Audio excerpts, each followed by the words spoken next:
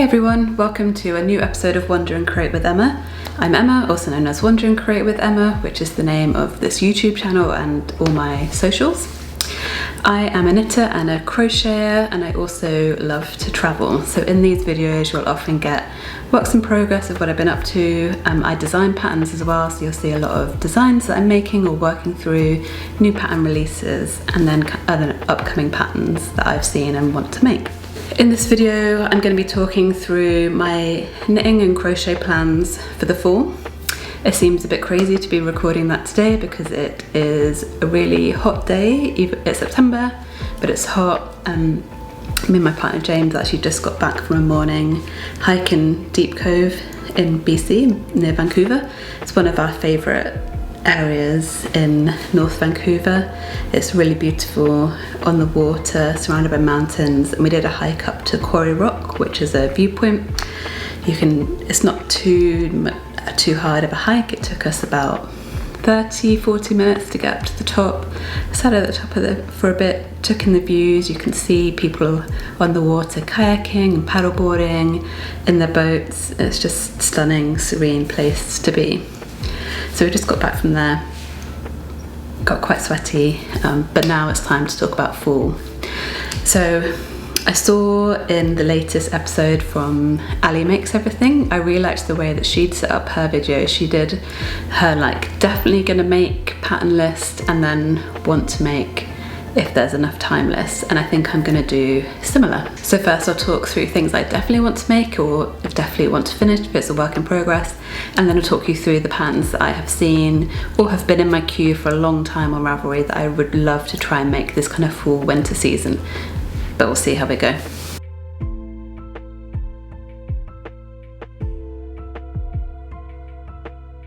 I hope your September's been good so far. I know we're only one week in, but it's been a pretty active September here with me, aside from Deep Cove, which I already mentioned this morning. Last weekend we did Garibaldi Lake hike. So that's a hike in BC. It's about an hour's drive from where we are to the start point. And you have the option there to camp at the top of the lake overnight. And James and I have never done an overnight hike before where we have to carry camping gear. So this was a first for us, but we were going with some friends that had done it before and they were a bit more experienced and could kind of guide us with what we'd need to pack, what we wouldn't need to pack, more importantly. And we don't have a tent here, so there's a company called PetiteKnit which we hired a tent and 2 sleeping bags and sleeping mats, and that was great, really great service. And the tent you get is not the lightest tent, but it was about 3 kilograms, so split between us wasn't too bad. So the hike itself going up to the lake, it's just lots of switchbacks going up and up. I think you gain about 800 meters in elevation as you're going up. The lake itself is about 1400 meters elevation, sea level, but we obviously started a little bit higher than sea level. But yeah, I was a bit worried about carrying the extra weight of the camping gear, but actually using my pack that I'd bought for our travels last year, which is actually a hiking backpack, so I was kind of using it for its real purpose for the first time. It was super comfortable. It kind of does distribute the weight onto your hips and stuff, so I actually found it much easier than I had anticipated.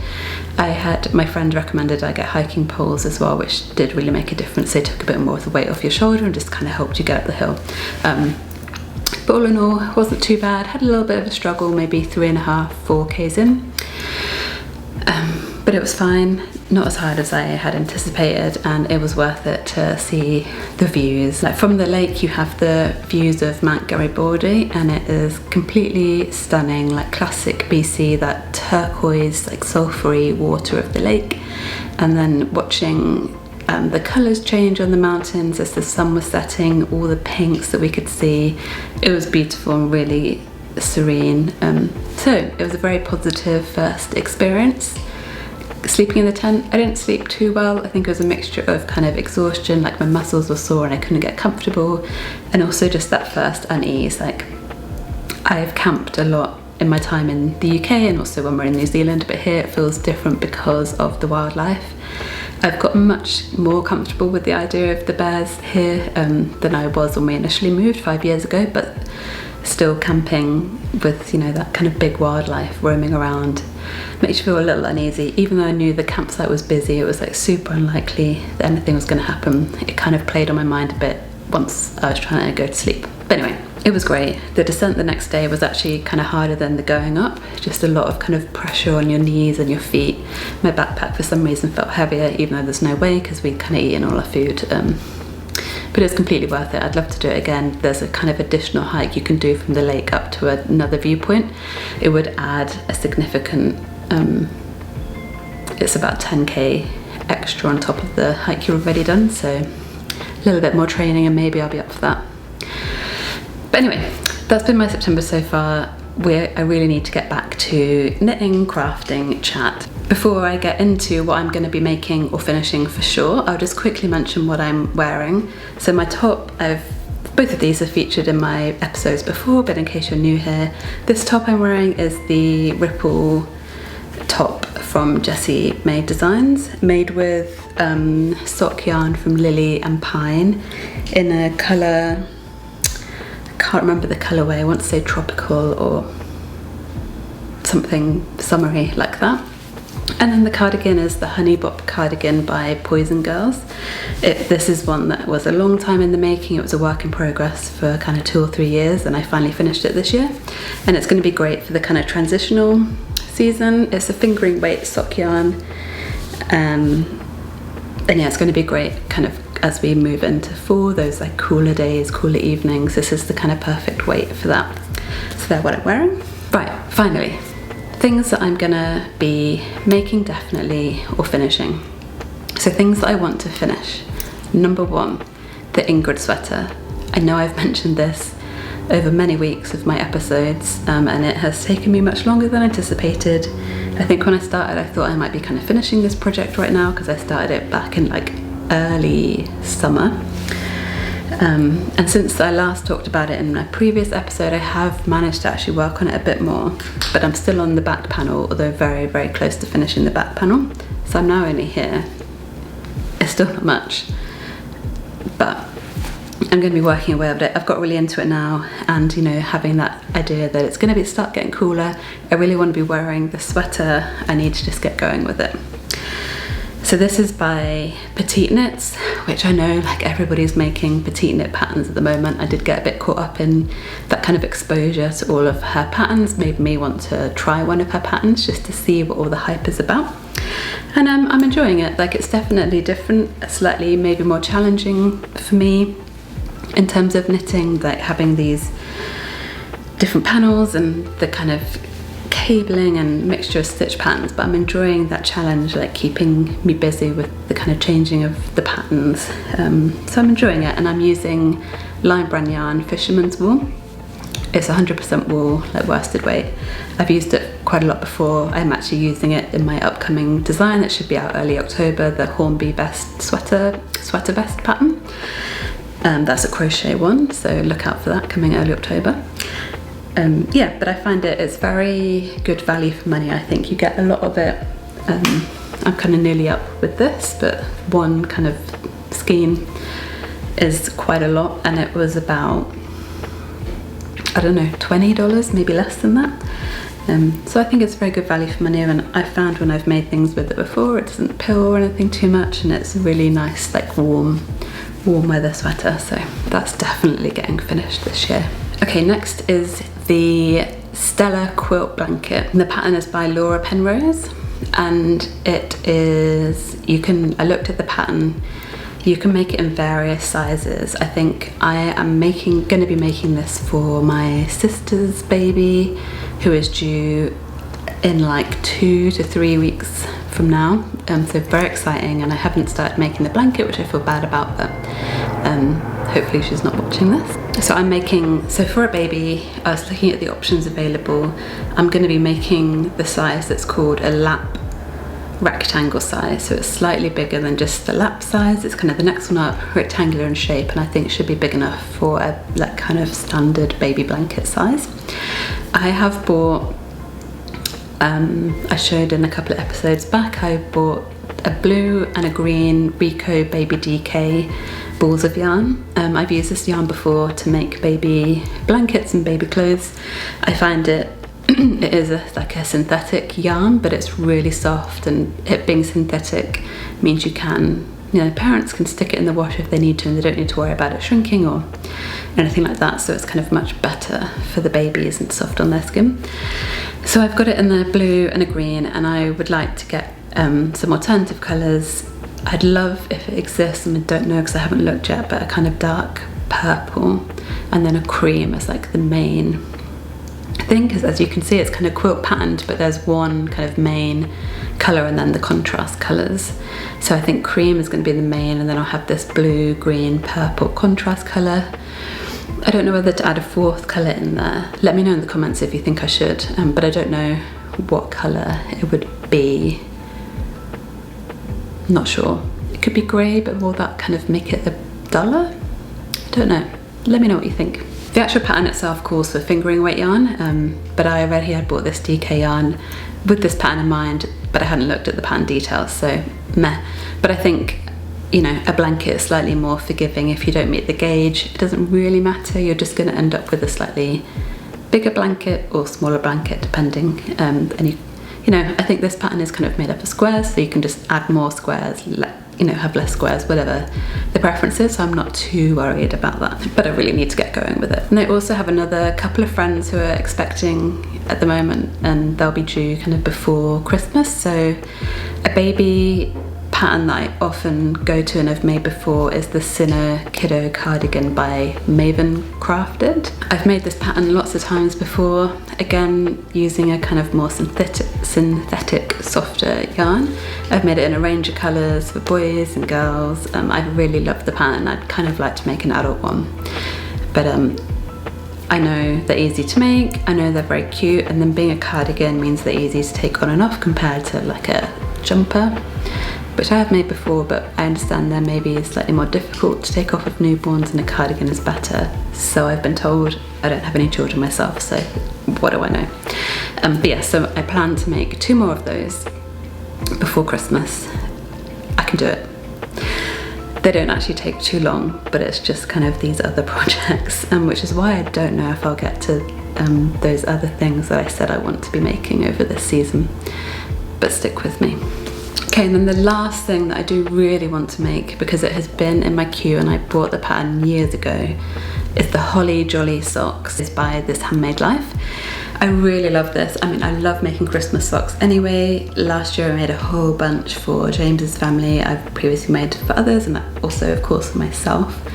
I love making them, and I love the look of these because they're such a kind of traditional Christmas looking sock, and I bought the pattern like 3 years ago and I still haven't made it yet, but now I think I've got enough kind of leftover yarn in my stash of the kind of right colours, or pretty much right colours, that I could maybe make that this year for myself, maybe other people if they're lucky, but we'll see. But yeah, I really want to make them. I kind of always have in my mind that each year I want to make at least myself a pair of Christmas socks, if not for myself and others too. But as I made a whole bunch last year, maybe I'll be selfish this year and just knit for me. But yeah, they are the last thing that's really like high on my list of things I really want to achieve in the next few months. Okay, so now on to the potential makes, the things that I have my eye on that are in my queue, but I don't know if I'm going to get around to them this fall winter season. But I wanted to show you what I've seen. So first up is actually probably more of a summer make, but I really like them, and I could maybe leave them till spring, but I'll show you now. They are the Sierra Pant by Saffiyah Talley. Sorry if I've pronounced your name wrong there, Saffiyah, but I love these pants. It goes right up to a 56-inch waist, which is brilliant. They're made with a fingering weight yarn, which is why I think they're more for summer, and also deep down I know fingering weight trousers are gonna take me ages, so if I do get to them, maybe it's gonna be more early 2025 situation, but I really had in my mind that I would love to kind of knit a pair of trousers, because that is something I have not done, shorts nor trousers, so that's on my list to do. Maybe it doesn't happen until next year, but anyway, love these, so I want to buy the pattern for these when I get around to it. Okay, next up is the Sonder sweater from the Petite Knitter. So not Petite Knits, but the Petite Knitter. She's a Canadian knitter. She lives up in Nunavut. If you follow her on Instagram, you'll know she posts the most amazing pictures and has the most cutest little bunny up there. So cute. I love it when I see videos and photos of that rabbit hop up on my Instagram feed. But the Sonder sweater, again, this is a pattern that came out a couple of years ago. I also have purchased the pattern already. What I really wanted to do at the time, and still do, was make this for James. And the reason I haven't done it yet is because I wanted to purchase the yarn that the designer used, which is from Sonder Yarn Company. Just because I liked a couple of the colours in that collection that I think would really suit him. But since I have seen that pattern, I haven't really been able to justify financially buying a sweater quantity of that yarn just yet. So this is why it's kind of on my maybe pile. Maybe if I suddenly become financially rich and I can justify it. Or maybe I just have to start a yarn fund and save, and it can be for next winter. I'm sure he can wait another winter, poor guy. I've yet to make him anything more than a sock. He'll get it one day. Okay, and last on my list of things to make, and I'm putting it here because this is another thing that has also been in my queue of like favorited for a long time, and I love it. But the reason I haven't made it is because I can't decide on colour combinations. It's the Great Gingham Sweater by Jessie Made Designs. So as I've already mentioned, I have made her patterns before, including this, and the framework bralette, and the open edge tee, which I've made once before. As you may know, I'm currently working on, although I messed it up a little bit. So I understand her patterns. I think she writes patterns really well. She's really inclusive with her designing. She really takes into account people's different shapes, kind of encourages you to like really measure your bust, where your bust sits, and make, you know, account for differences between waist sizes as well as bust sizes and things like that. So I really know her patterns are going to be great. And I remember when this pattern was released, there were so many of these great gingham sweaters on my feed, and so many colour combinations I loved, but making it for myself, I don't know what colour I want to do. Like, do I go for like the traditional black with a white or a kind of cream, or a blue and a mustard? I don't know, there's just so many options, but I really want to make it because it looks great. Because it is a sport weight yarn that the pattern uses, it would again be a good transition sweater. Realistically, I know there's no way I'm going to get to the sweater this season, but a girl can hope. So I think that's enough for my list. I've actually just realised that they're all knitting patterns as well, which is really interesting. Maybe I need to look around for some crochet patterns, or maybe I'm going to just have a crochet spring. Yeah, funny, because I really love doing crochet stuff. Not even the blanket is crochet, and they normally are from me, that I normally go for a crochet blanket. Maybe I'll do a video on all the kind of baby blankets that I've made in the past, because they're so cute and I'm really proud of them. One of them I designed myself, so I really should maybe make a video on all of that. So that's it for me, kind of other updates of what's going on in my world. I'm still, the Hornby Sweater Vest pattern that I mentioned earlier is still in testing.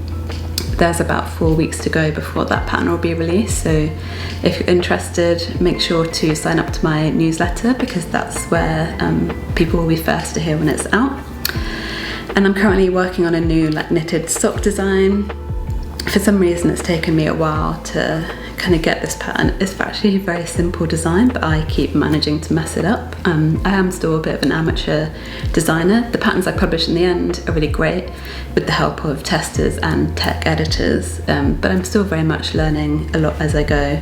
I get there in the end, but sometimes it just takes me a little bit longer than I anticipated. And a lot of the time it's because I'm making really annoying errors where I'm just like not thinking properly or haven't thought something through. So yeah, I'm working on that now. I'm hoping to actually finish drafting the pattern this weekend, get it tech edited and testing, so it can also be out kind of around October, November time, because I know, you know, gifting socks, people like to do that, but you need enough time to make them, so maybe I'll get it out just in time for the Christmas gift knitting. But yeah, that's it for me. Let me know if any of the patterns that I've shared are also on your to make list this fall or winter season, or let me know what you're going to be making. And if you enjoyed this video, please like, please subscribe if you don't already, and I will see you for the next episode of Wonder and Create with Emma.